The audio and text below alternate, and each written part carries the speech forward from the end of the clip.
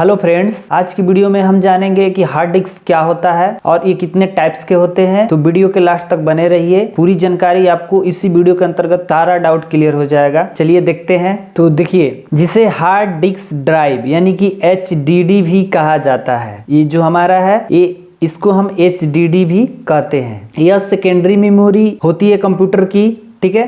तो इस second point में दिया गया है, इसे सेकेंडरी मेमोरी कहा जाता है। तो ये सेकेंडरी मेमोरी है हमारे कंप्यूटर की। एक नॉन वोलेटाइल यानी कि अस्थाई मेमोरी हार्डवेयर डिवाइस है। देखिए, ये जो मेमोरी है कंप्यूटर में दो तरह की मेमोरी होती है। तो ये जो मेमोरी है ये हमारी अस्थाई मेमोरी है और एक मेमोरी होती है अस्थाई, जिसमें लाइट तब तक रहती है तो डेटा रहता है और लाइट कट होने के बाद उसमें से डेटा गायब हो जाता है। जैसे रैम है, रैम के अंतर्गत डेटा रहेगा तब तक जब तक इसके अंतर्गत विद्युत सप्लाई रहेगी।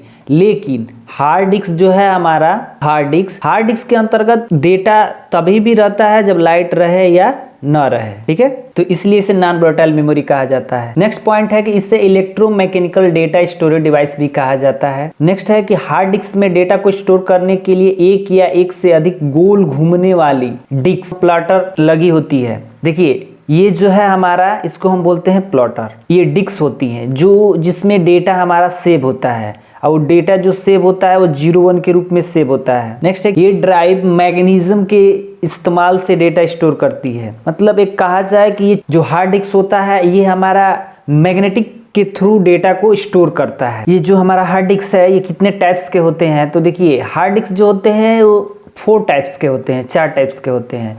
पहला जो है हमारा पाटा, जिसको हम बोलते हैं पैरेलल एडवांस टेक्नोलॉजी अटैचमेंट। ये सबसे पुराने प्रकार की हार्ड डिस्क है। ये जो है हार्ड डिस्क ये पुराना है सबसे, इसका प्रचलन धीरे धीरे बहुत कम हो गया है। इसका उपयोग पहली बार 1986 में किया गया था, ठीक है। पाटा हार्ड डिस्क कंप्यूटर से जुड़ने के लिए ATA इंटरफेस स्टैंडर्ड का उपयोग करती है। ये बहुत इंपॉर्टेंस है ATA इंटरफेस। यह एक मध्यम गति की यह एक मध्य गति की हार्ड डिस्क है। इसका डेटा ट्रांसफर 133 MB तक है। देखिए, इससे इसकी पहचान होती है। ये जो हमारा केबल दिखाई दे रहा है आप लोगों को, ये जो हमारा केबल दिखाई दे रहा है इसको बोलते हैं पाटा केबल। यही हार्ड डिस्क की पहचान है। इसमें इतना सा ये सर्किट होता है, एक तरफ से लेयर, और इसी में ये पिन सारे लॉक होते हैं। तो हमारा हार्ड डिस्क एक मदरबोर्ड से जुड़ता है और एक पावर सप्लाई से जुड़ता है, तो हमारा काम करता है। दूसरा जो है हमारा SATA, जिसको सीरियल एडवांस टेक्नोलॉजी अटैचमेंट के नाम से जाना जाता है। इसके लिए ये केबल है, आप देख सकते हैं ये केबल्स यहाँ पे लगते हैं, एक मदरबोर्ड के लिए, और एक केबल्स जो लगाए जाते हैं पावर सप्लाई के लिए। ये पावर सप्लाई के लिए है और ये है हमारा मदरबोर्ड से अटैचमेंट होने के लिए, जिससे डेटा को स्टोर किया जा सके, ठीक है। तो आज के अधिकतर कंप्यूटर और लैपटॉप में इस प्रकार के जो हार्ड डिस्क से आपको देखने को मिलेंगे। एक पाटा ड्राइव के मुकाबले SATA हार्ड डिस्क का डेटा ट्रांसफर रेट अधिक होता है, ठीक है। नेक्स्ट है हमारा कि इसकी गति 150 MB, 150 यानी कि 150 MB से 600 MB तक डेटा स्टोर करने की इसकी क्षमता होती है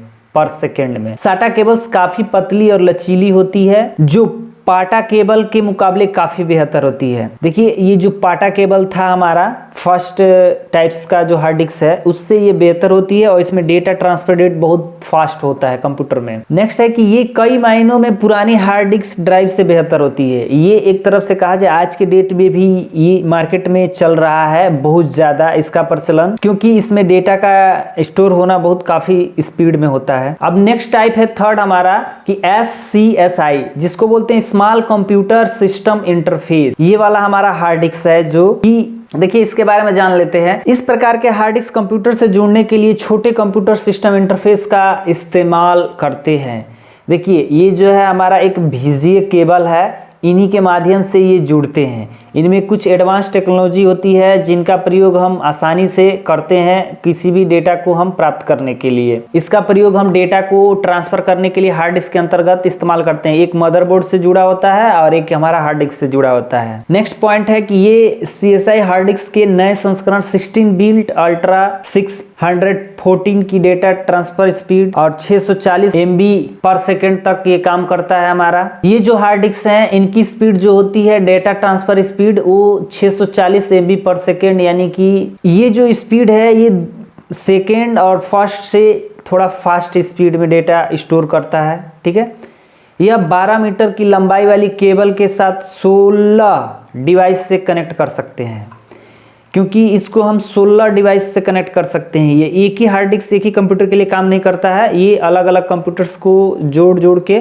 इसके अंतर्गत से हम डेटा ले सकते हैं और स्टोर कर सकते हैं। अब बात करते हैं नेक्स्ट हार्ड डिस्क की। तो देखिए चौथा जो है ये नया टेक्नोलॉजी है, आज के जनरेशन में ये उपयोग हो रहा है, ये बहुत फास्ट काम करता है और इसका प्रयोग डेटा को हाई स्पीड में स्टोर करने के लिए इस्तेमाल किया जाता है।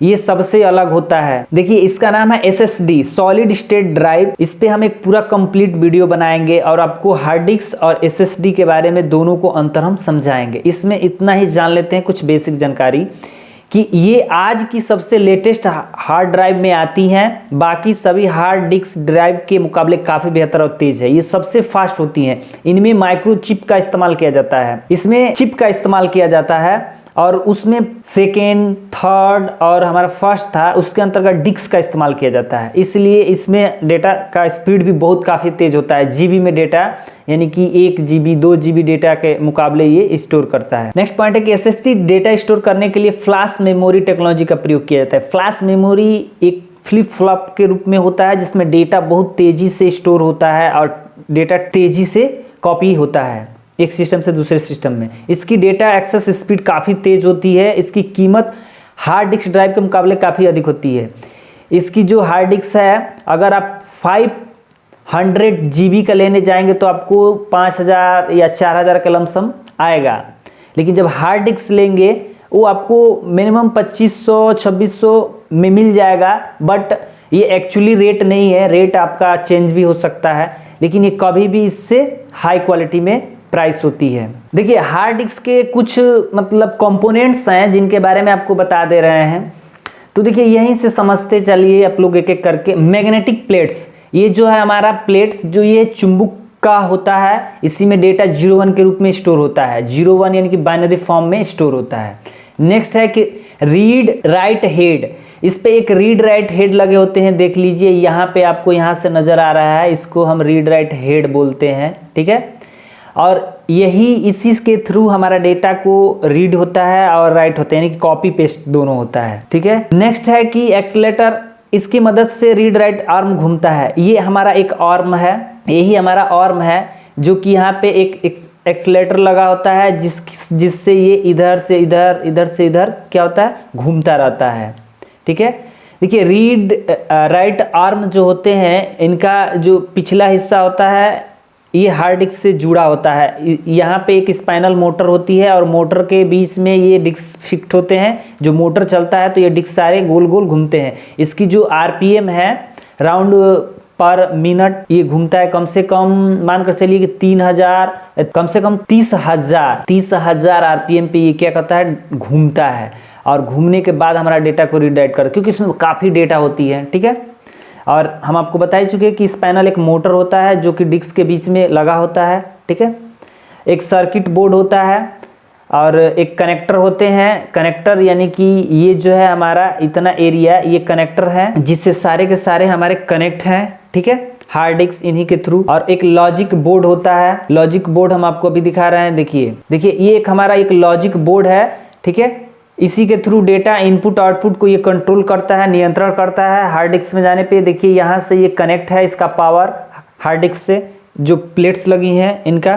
ठीक है, और ये जो है हमारे मदरबोर्ड से कनेक्ट होते हैं। ये पावर सप्लाई के लिए इस्तेमाल किया जाता है, ये लाइटिंग के लिए इस्तेमाल किया जाता है, रेड ग्रीन ब्लू के लिए। ठीक है, लाइट जो जले। आई होप आपको वीडियो समझ में आया होगा। Thanks for watching. इस चैनल को सब्सक्राइब जरूर करें ऐसे ही जानकारी के लिए।